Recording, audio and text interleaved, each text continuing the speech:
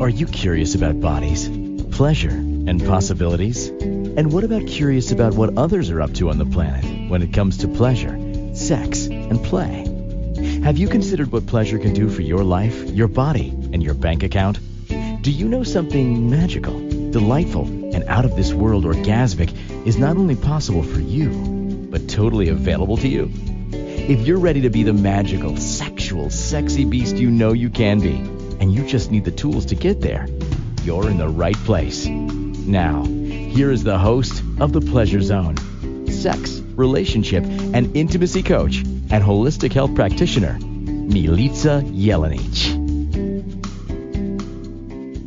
Welcome, my sweet pleasure seekers. For those who are seeking pleasure and you happen to identify as being a man, or you happen to be a lover of men, this episode is going to be delightful for you because we are going to be looking at how men would like to have deeper connections and how to create that.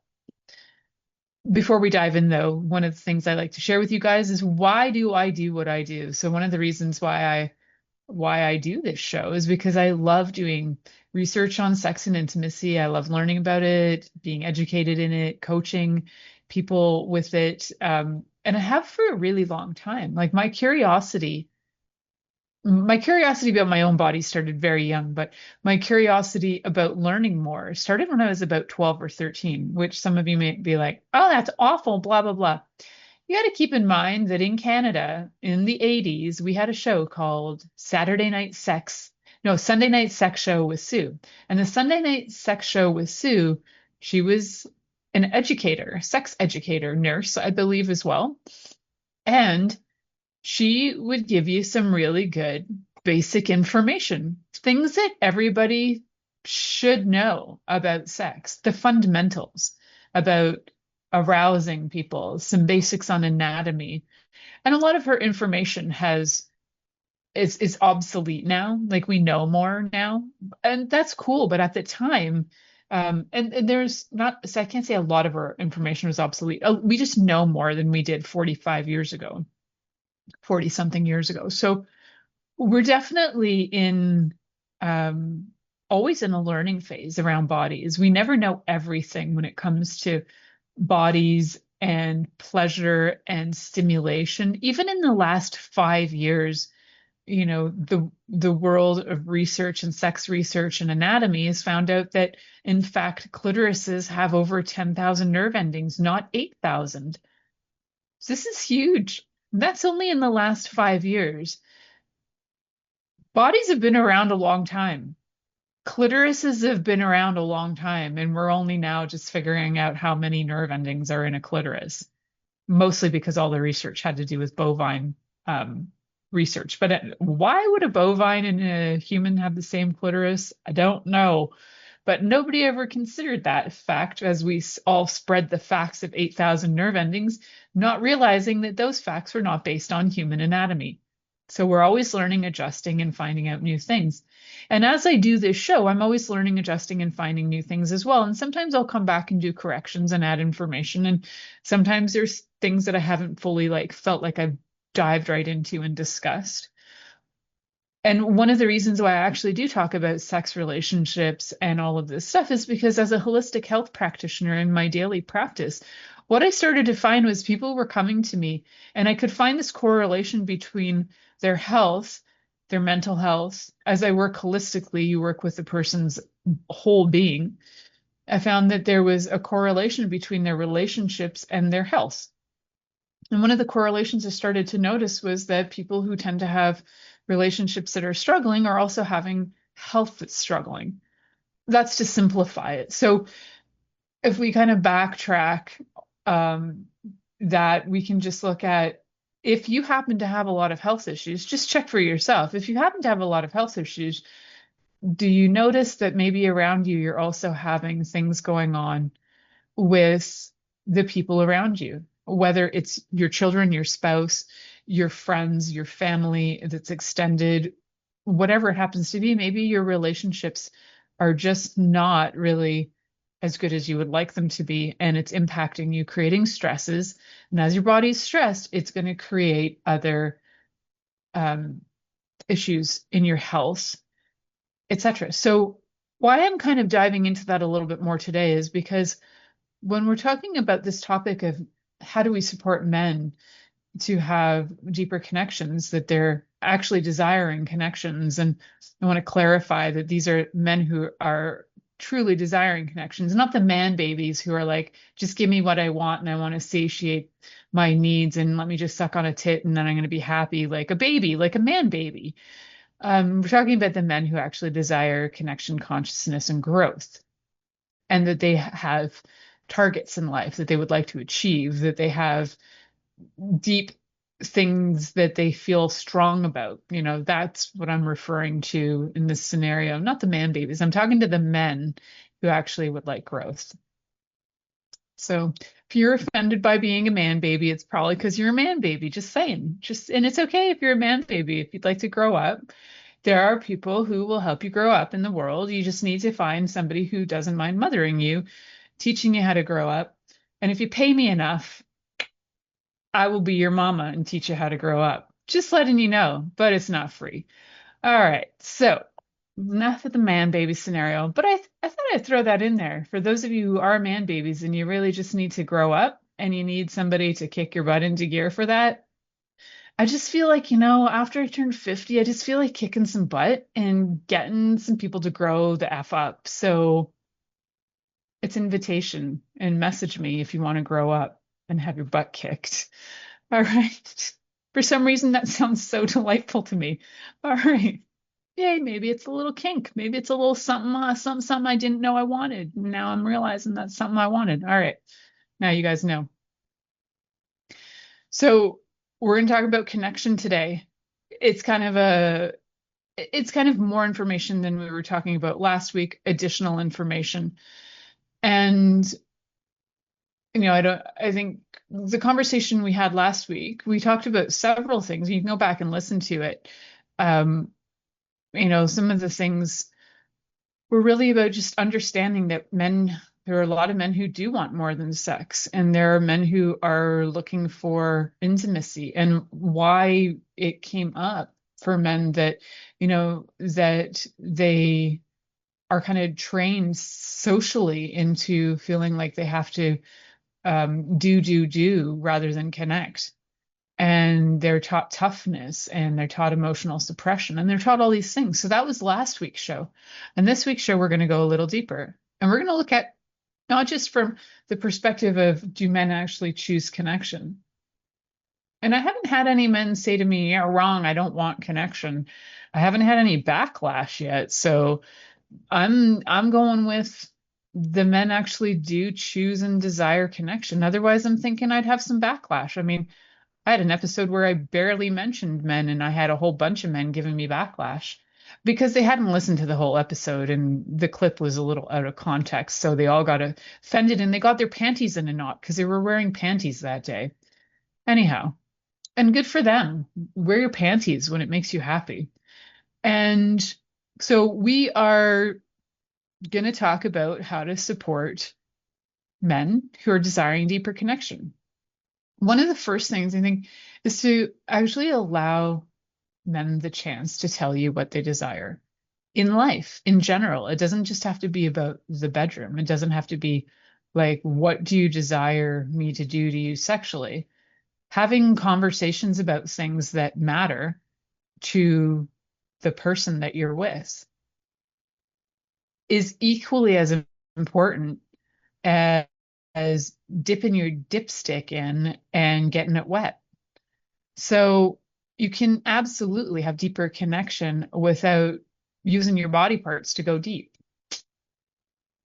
How do we do that? So first of all, as the lovers of men, what we need to do is we need to create safety. So what does that look like? So I'll tell you what it looks like to me. So when I'm creating a space of safety, it's to allow for I'll use my husband as an example, to allow for my husband to have his inner child be able to come out and just be, to be loved, to be heard, to be expressive, seen, be playful, be crabby, be anything that inner child wants to show up as. So he's not being a man baby, he's just allowing himself to show up, and I'm allowing that to show up without judging him, going, oh, why don't you blah blah blah. Um, I don't know if I've ever said that, like the why don't you ever, when I've had things that I want to address, I address it from how it affects me and what I need to receive in order to have that shift. So I give this, as much as I'll give um feedback, I'll also give a solution. So I don't look for my partner to fix me. And I don't look, what I do look for is collaboration, and I look for communication and understanding as to whether that's possible, whether my suggestions and my solutions are possible. And if they're not, then we look at negotiating them. So if at any point, because sometimes my solutions might be bigger than what the time we have in our lives on a daily basis is like actually available, because I don't always know what my husband's doing with his time. So create emotional safety by first creating the space to allow the person to show up in all of their forms: inner child, strong male, Shiva energy.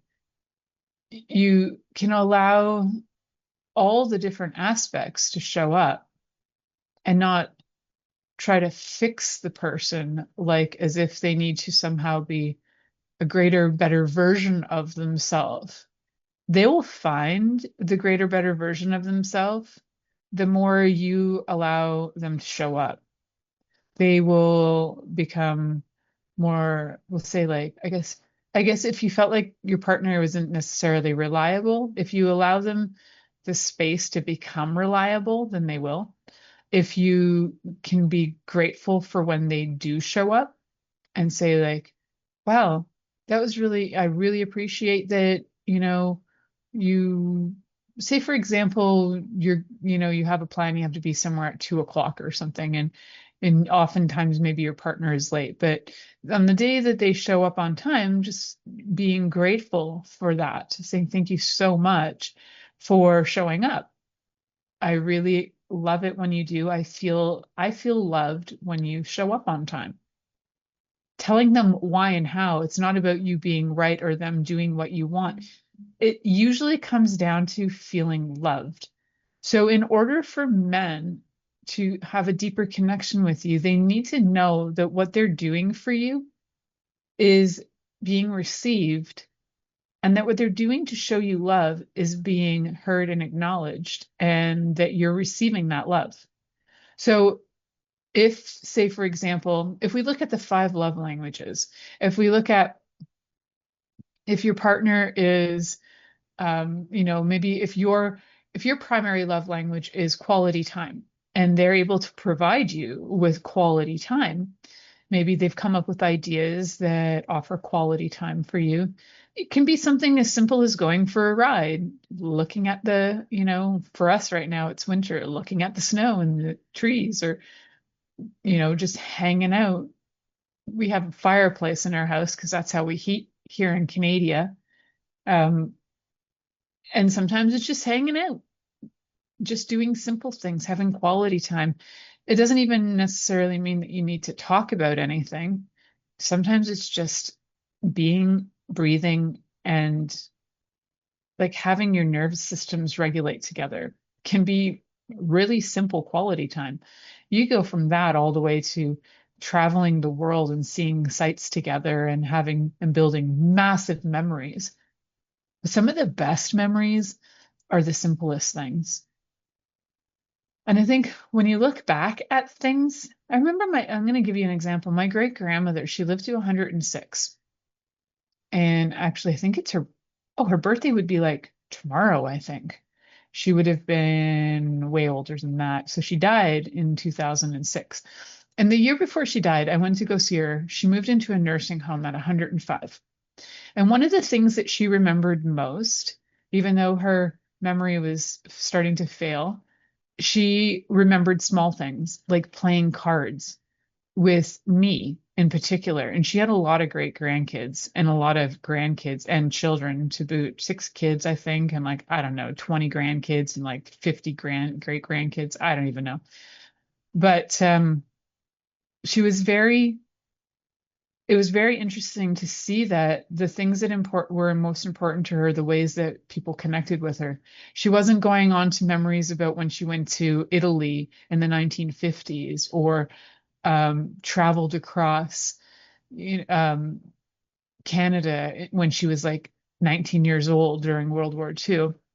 World War One, actually. She lived through World War One and World War II. But yeah, when she was like 19 in 1915 and traveled across Canada by horseback. She was an interesting character. Those were not the things that got her, though. The things that got her were the simple things. So when you want to connect with somebody, it can be incredibly simple.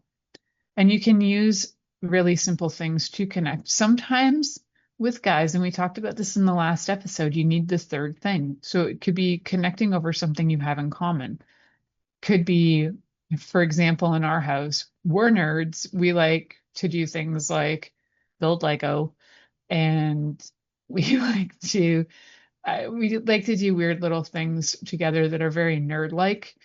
And so when we do that, that's a way to connect. And those are the things that build bigger memories to me than, the time we went to Disney World.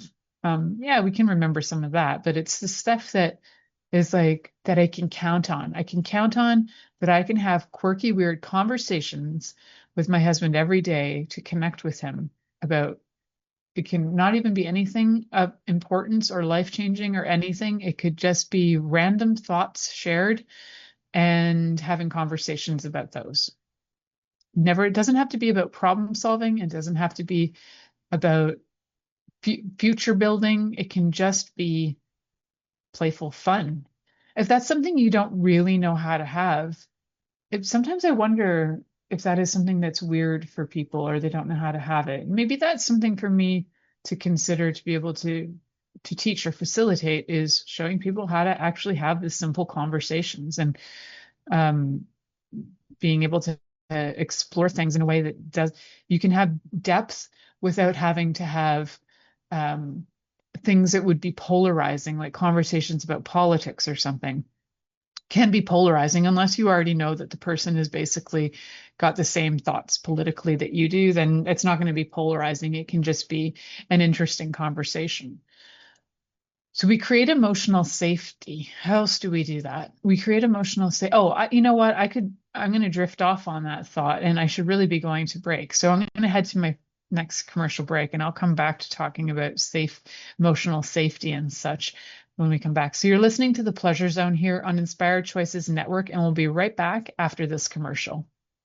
Are you secretly a voyeur, wondering what's going on in other people's sex lives? What if now is the time for a totally different sexual evolution? Are you interested in people who are pioneers of different sexual and pleasurable practices? Lean in now with Milica Jelenic, where she will entice you and your body to know your own pleasure zone. On the Pleasure Zone radio show, with sex, relationship, and intimacy coach, Milica Jelenic, you'll receive tools, inspiration, and a foundation to allow yourself to receive more in your sex life, and quite possibly other areas of your life as well. Listen for The Pleasure Zone with Milica every Monday at 8 p.m. Eastern Time, 7 p.m. Central Time, 6 p.m. Mountain Time, and 5 p.m. Pacific Time on InspiredChoicesNetwork.com.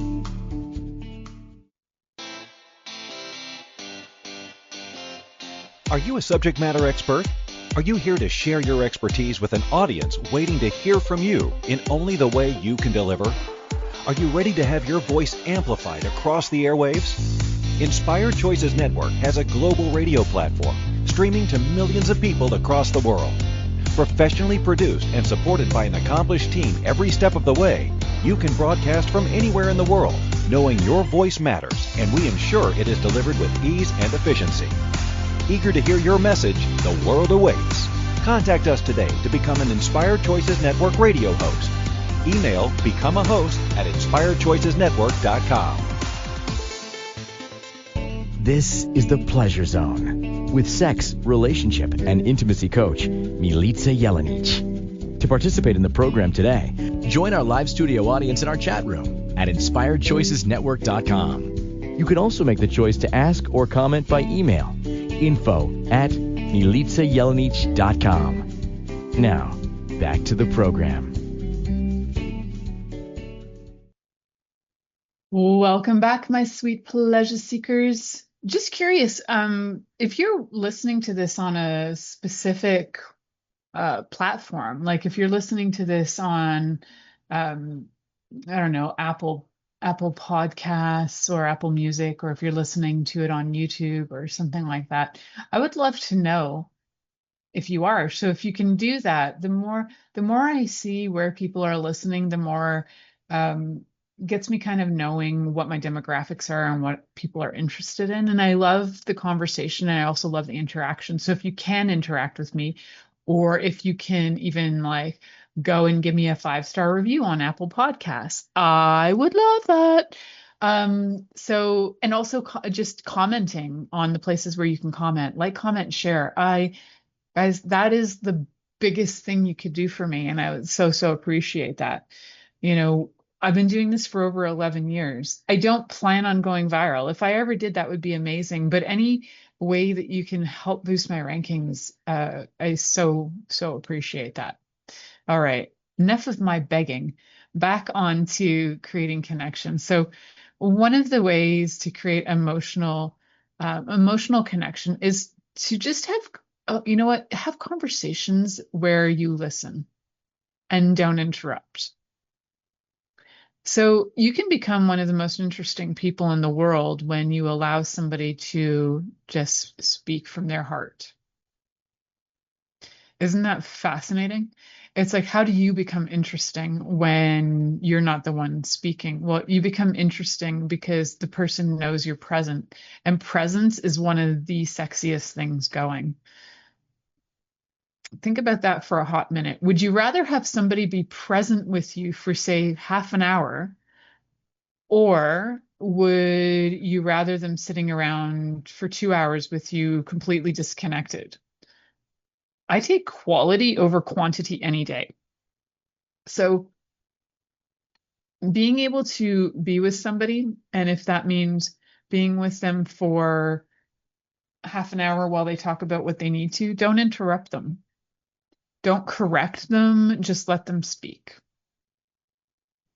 And for me, when I have conversations, I often relate to people, and it's actually something I've had to learn how to do, is to not jump in with excitement to share, unless I'm with my other friends who are like neurodivergent as well, and then they get it and they can have conversations in the same way.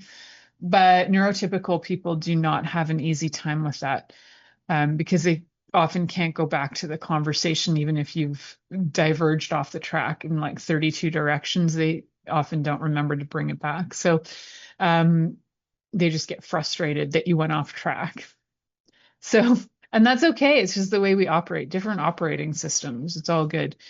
So when you want to actually have a person feel like they're safe with you and to be able to connect with them, is to allow them to communicate without any interruption.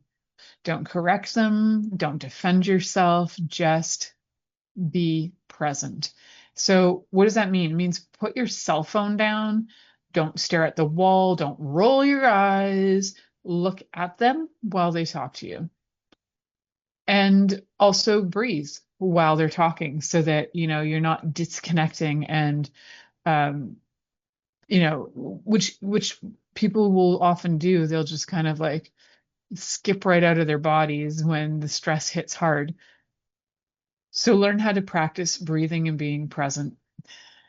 And it's one of the greatest gifts you can do for you, and you can do for your lover, and you can do in order if you're choosing to connect with men.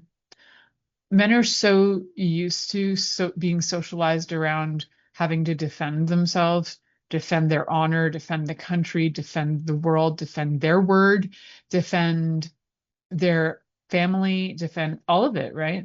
They're put in a space of defending.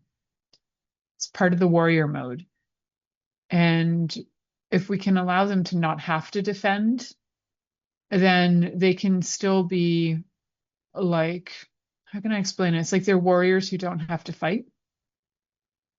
They're like peaceful warriors, as Dan Millman would call the peaceful warrior. So you can allow them to just say, speak, and be who they are without having to correct, having to explain yourself, having to show that you're more right. There are times that you might feel very clear and passionate about something, but allow them to speak and be heard. And you know what? The chances are when you do allow for that, they will allow for that. Although I have worked with people who just love to interrupt, particularly men who are insecure will interrupt their partners all the time, having to make sure that their partner's not saying the wrong thing, or that they're trying to reiterate what their partner is saying so that, their partner doesn't look dumb because they think their partner's dumb, but their partner's more emotionally aware and mature than they are. I've had a few of those show up, and you don't have to do that. You don't you don't you don't So how can I explain that? So if that's something that your man baby is doing, he needs to grow up. If he's ready to grow up and he needs to be sent my way for a grow up session or 12, send him my way. It's time to grow up. But he could be a man baby that doesn't want to grow up too, and he just wants to interrupt and be rude and not actually hear you out. So then, in effect, why would you want to hear him out? So when we're creating a safe space that's mutual, it's like hear the person out. That goes both ways. And no need to correct each other. You might actually hear the other person's perspective. So how I practice doing this is that I will actually pick audiobooks that might irk me. And I was listening to one recently, and I might get the title slightly wrong, but it's like, I think it's called The Way of the Superior Man. And the title in itself irked me, and I was like, oh, this is going to get me real good. And I listened to it, and I listened to some of the things the author has to say, and boy, they can irk me. And then I just like sit back and breathe. And then my thought is, I wonder what perspective he's coming from. And I wonder what his wounds are that, um, he's coming, maybe from a place of hurt where there's this angst or anger that comes out. So and I'll listen to it from somebody I don't know so that I can bring it into a space of somebody who I love and respect, like my husband. But if I listen to this first, then I can get all the agitation out. I don't know. This is my own method. It's not the first book I've listened to that irks me, but I'm just using it as my today example because it's what I was listening to today. And I often listen to things that I think contradict my values or my perspective in order to be able to, when I do hear those perspectives in the world, that I don't get defensive and I don't get angry. I can hear it. It doesn't mean I agree with it, but I can hear it. And I can see that perspective exists. Again, it doesn't mean I agree with it or would espouse to it. So one of the other things that you can do is, instead of telling somebody what to do and how to live, like you should blah, blah, blah, you can offer awareness. Be like, oh, you know what I noticed? This, and this. Or I recently saw this thing and I thought this might be something you might be interested in, rather than saying, Joe Blow says you should try this, and this for weight loss. Okay, well, I don't care about Joe Blow. But if you tell me the information, like, hey, you know what? When you have high cortisol, your body doesn't want to let go of fat. Well, that's an interesting fact. Now, thank you for sharing. What are your thoughts on that? Well, I was thinking maybe we could learn how to meditate. Maybe we could meditate together, or maybe I could just meditate on my own and, whatever, something like that. Oh, that's curious. Well, let's talk about that. Tell me more. So opening up curiosity, like I said on the last episode, curiosity to me is like a sign of intelligence. Anybody who's curious and willing to learn, that is far more intelligent than somebody who thinks they're right all the time. thus, because I believe that to be true, I also am open to listening to the things that might irk me. I get curious. What does this person have to say? If that title really annoys me, I need to know what's in there because it's sparking something in me. And whatever that is, then I have a lot of opinions about that. And maybe those opinions work for me right now, and maybe they don't. And maybe it's time to look at that because if it really irks me, I need to look at it. That's my point of view on it. So listening without interrupting, listening without correcting, listening without defending yourself, listening. Active listening. So also, if you don't understand something, say, is this what you meant? And I find active listening is actually fascinating. I'm going to give you this little tidbit before we head off. I use my family members as examples all the time. And today I was talking to my dad. I talk to my dad quite often.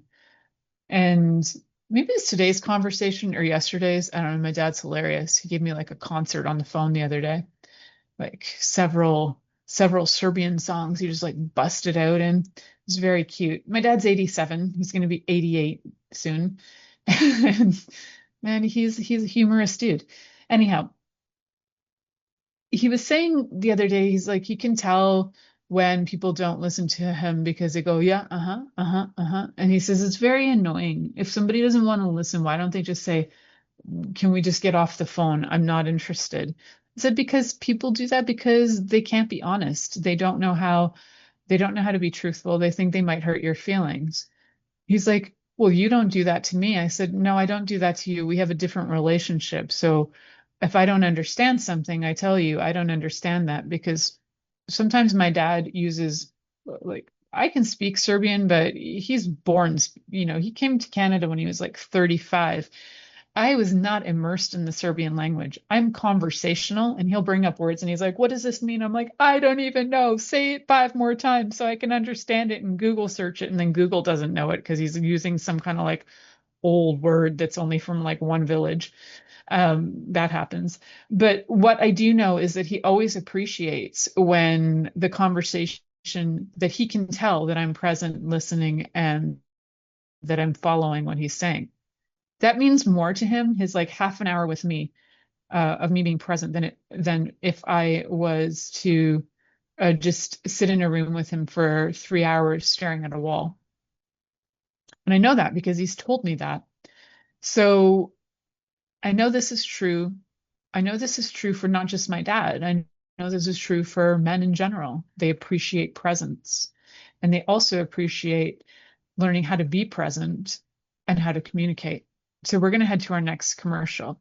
You're listening to The Pleasure Zone here on Inspired Choices Network, and we'll be right back after this commercial. Are you secretly a voyeur, wondering what's going on in other people's sex lives? What if now is the time for a totally different sexual evolution? Are you interested in people who are pioneers of different sexual and pleasurable practices? Lean in now with Milica Jelenic, where she will entice you and your body to know your own pleasure zone. On the Pleasure Zone radio show, with sex, relationship, and intimacy coach, Milica Jelenic, you'll receive tools, inspiration, and a foundation to allow yourself to receive more in your sex life, and quite possibly other areas of your life as well. Listen for The Pleasure Zone with Milica every Monday at 8 p.m. Eastern Time, 7 p.m. Central Time, 6 p.m. Mountain Time, and 5 p.m. Pacific Time on InspiredChoicesNetwork.com.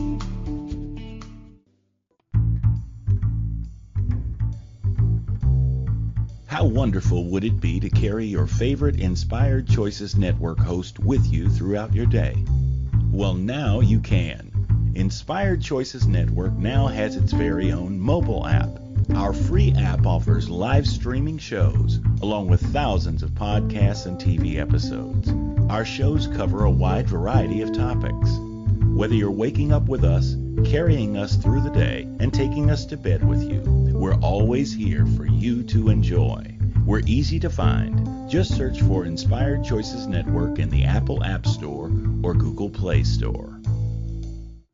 This is The Pleasure Zone with sex, relationship, and intimacy coach, Milica Jelenic. To participate in the program today, join our live studio audience in our chat room at InspiredChoicesNetwork.com. You can also make the choice to ask or comment by email. info@milicajelenic.com. Now, back to the program.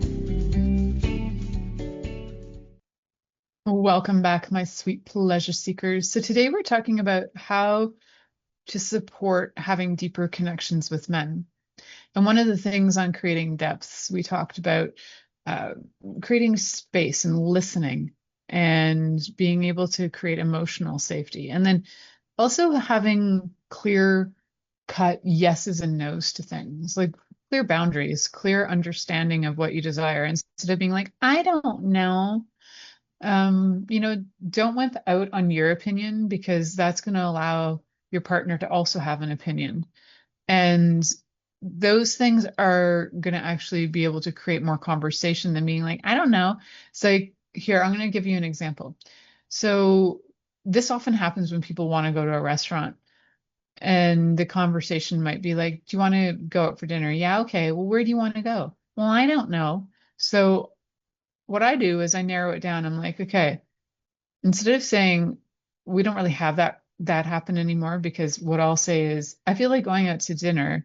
These are the 3 places I'm craving. How do you feel about that? So, and then it'll be like, okay, those are your 3. Am I saying yes to any of those? Oh yeah, I'll do this one. I don't want the other 2. Okay, cool. It helps create clarity, and you don't sit around going, well, I don't know. What about you? I don't know. What about you? Let's go where you want to go. Well, I'm telling you what I desire. Does that match for you? So you can create better connection by creating better communication and being really clear about your desires, and then allowing your partner to respond. This goes both ways again, but in order to create deeper connection with your partner, for those of you who are lovers of men and desiring creating deeper connection,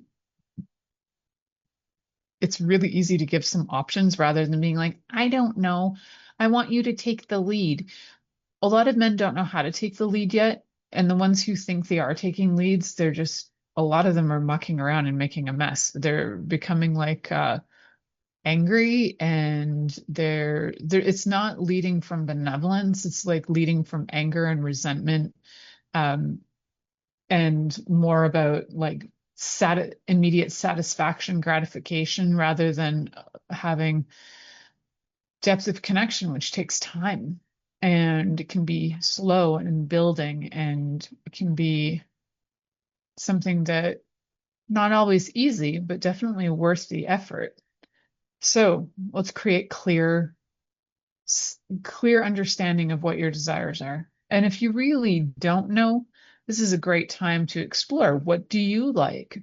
Before asking somebody else to feed you that information, or to somehow baby your feelings through things. No, figure out what you like and then state it. And if you're like, you know what, I've never tried that. You want to go for Ethiopian? By the way, Ethiopian's one of my favorite things to eat out. You want to go for Ethiopian? I don't know. I've never tried it. Cool. Do you want to try it?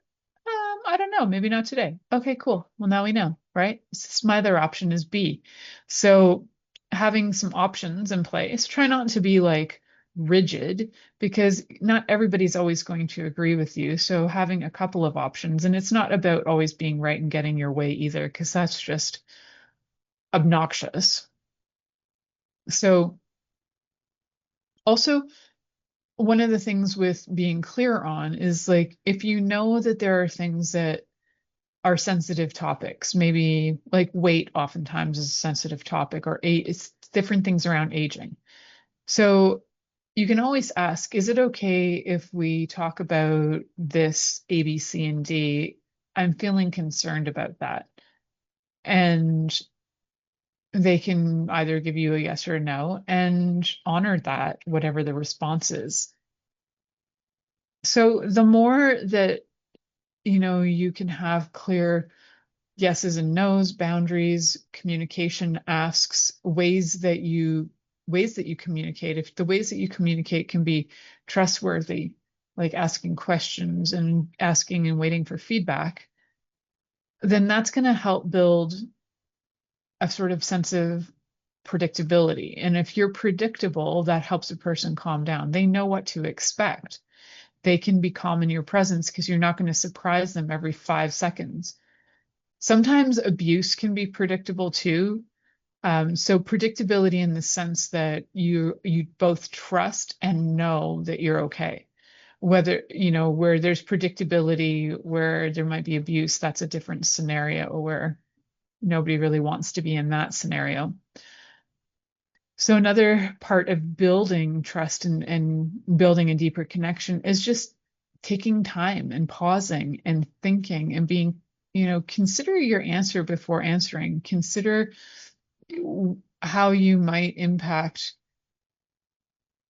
the other people that are involved before responding to something. So you don't have to respond in anger, right? All feelings are valid. I say this all the time. All feelings are valid. All behaviors are not. You can be upset. That doesn't mean you have to go throwing chairs at people or losing your shit and losing your tits all over everything. So your feelings are valid.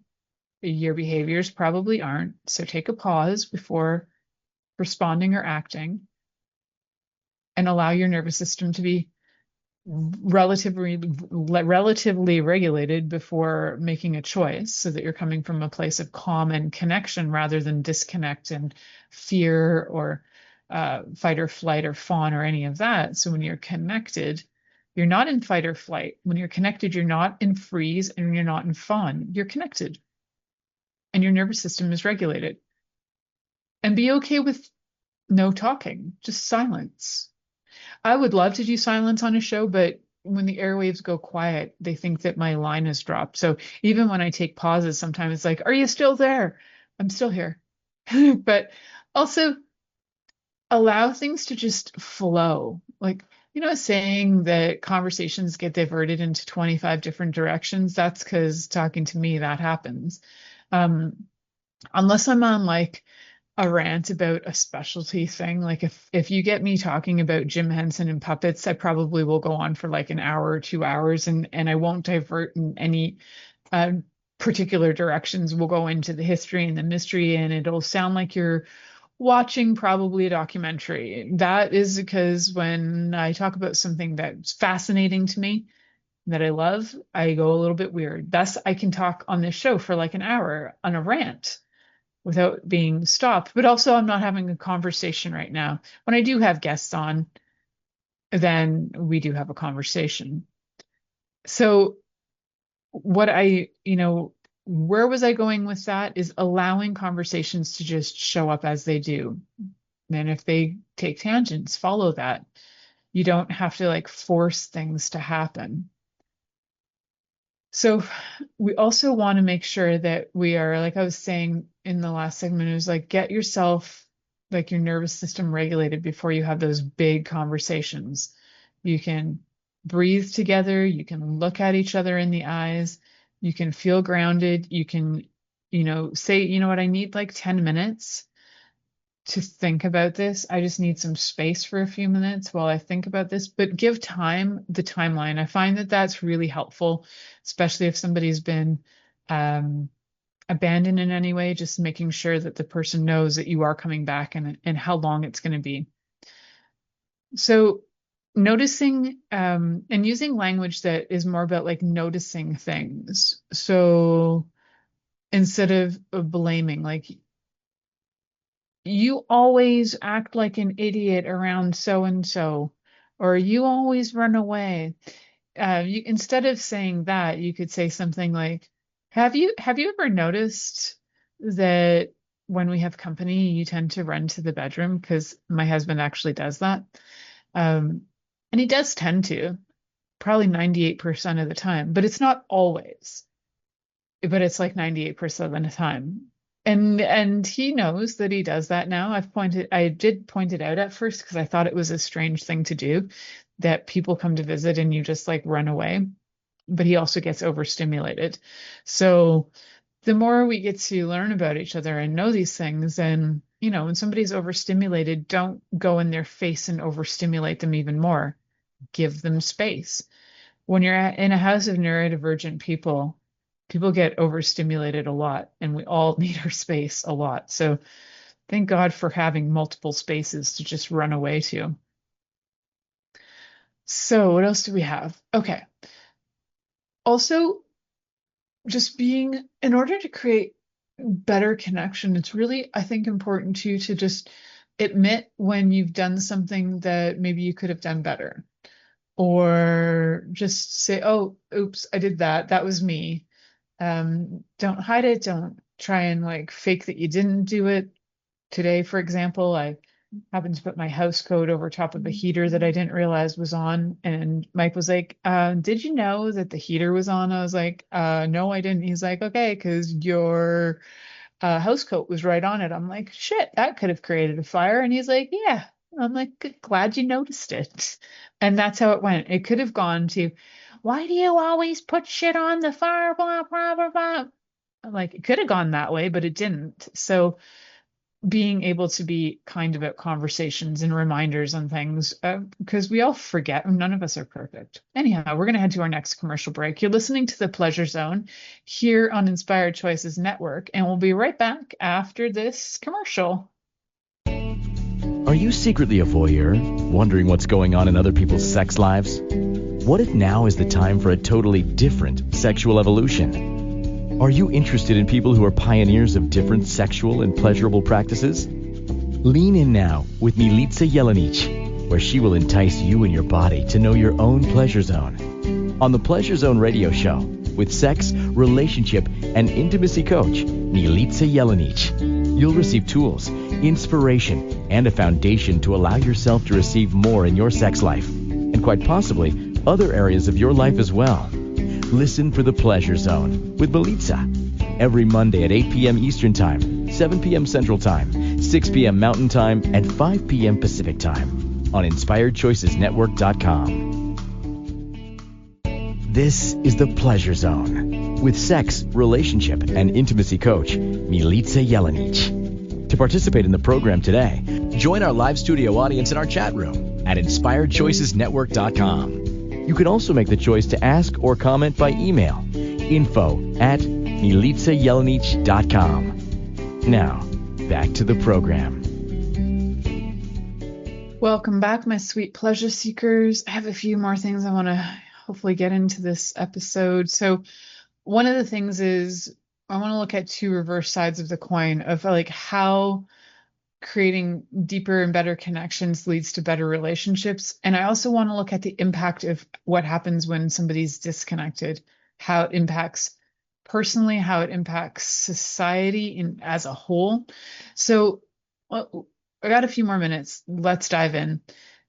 Also, if you want to get a hold of me, you can go to my website, milicajelenic.com, especially for the man babies who are like, shit, I'm a man baby. I need to grow up. Cool. Even if you're like a man baby on the way to being man and you're kind of in the in-between teenage phase and you're like, you know what, I could use some assistance here. Love to connect. Awesome. So let's look at how more connection leads to better relationships. So when you have emotional connection with somebody, so if you are a lover of men, and the man is emotionally connected to you, how much more do you feel the desire to please them sexually, please them in lots of ways? I know that when I feel really connected to my partner, I'm like, I'll give you anything. You want blowjobs 12 times a day? You want me to make you your favorite cake every day? The more connected I feel, the more I just want to like give. And then in response, my partner gives back. It's like very mutual. Some people are just takers and selfish and they won't do that. But if you're in a relationship with like a man and not a man baby, when you're in a relationship with a man, then their desire equally will probably match yours or surpass yours for giving and do all kinds of amazing things. My husband just spent like 5 hours today cleaning snow, which is insane.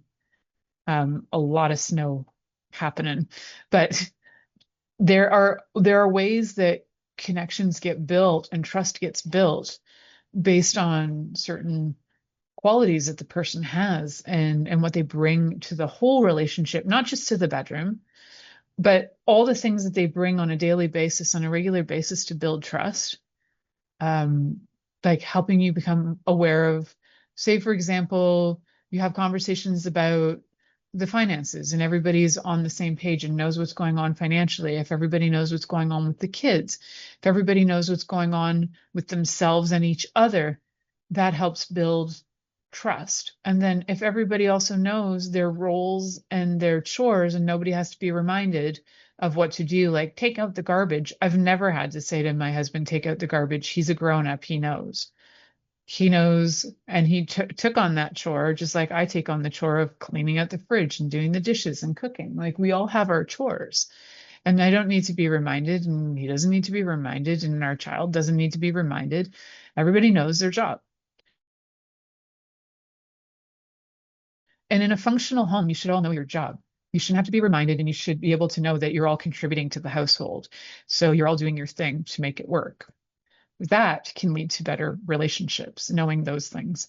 It'll help you feel more confident too, knowing what your role is, knowing what your, targets are. It helps you also get things done because now you know what's required of you. And you should just know, like, you shouldn't have to be told. That's what man babies need, is like somebody to tell them how to, like, go do your dishes.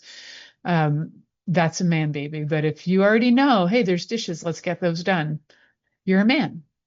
These are ways I can help you define, are you a man baby or are you a man? So one of the ways when actually you're creating a better connected relationship too, is that you will start to become less defensive and more open. So even when I come to my husband with something that might be bothering me, he's never gotten defensive with me. He might get a little sad because he might feel like it's personal, and then we discuss. But ultimately, there's never like a blame happening or like a defensiveness happening. There was withdrawal once, but then we cleared that up. It happened once, and then I was like, this doesn't work for me. I don't do well with what is it? It's like silence, games of silence, where you're like, I'm not going to talk to you. So I got a couple more minutes where I can dive into when men feel disconnected, how it impacts a relationship. So emotional shutdown happens for men when they feel disconnected. Sometimes addiction will kick in, especially if the emotional shutdown has them feel like they've been abandoned, and that can be triggering, and that can be traumatic, and that can lead to addiction. And then anger and the feeling of isolation and loneliness will kick in. So if all those things are happening, if there's emotional shutdown, if there's addiction, if there's anger and isolation, then the family is not being seen or heard.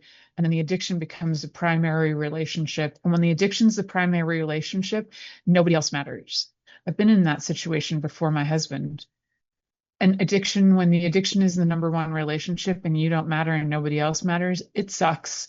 You're not in a relationship anymore. They're in a relationship with their addiction and you are left alone. And the way that impacts society is that now we have people walking around being dysfunctional and sad. And if we had an entire society of people who are completely addicted and not having any presence or function, and they're just walking around filled with rage, that's going to create a lot of issues. We do have a fairly prominent amount of addictions of all kinds. And it's not just about drugs and alcohol, guys. Like, addictions are also where you're addicted to people pleasing. That is a kind of addiction. So if you look beyond the obvious addictions, drugs, alcohol, sex, all of that, and look to the addictions of your behaviors, you'll start to see that every single one of us has some level of addiction that we need to start to heal, which is usually started with trauma.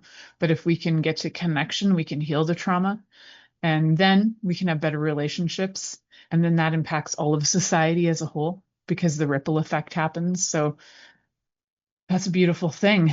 And yeah, for those of you who are interested in being able to heal that. Thank you for choosing to listen to The Pleasure Zone with sex, relationship, and intimacy coach, Milica Jelenic. We'll return next Monday at 8 p.m. Eastern Time, 7 p.m. Central, 6 p.m. Mountain Time, and 5 p.m. Pacific on InspiredChoicesNetwork.com. We hope you'll join us. Until then, have the best week of your life by choosing to be turned on and tuned in to your body.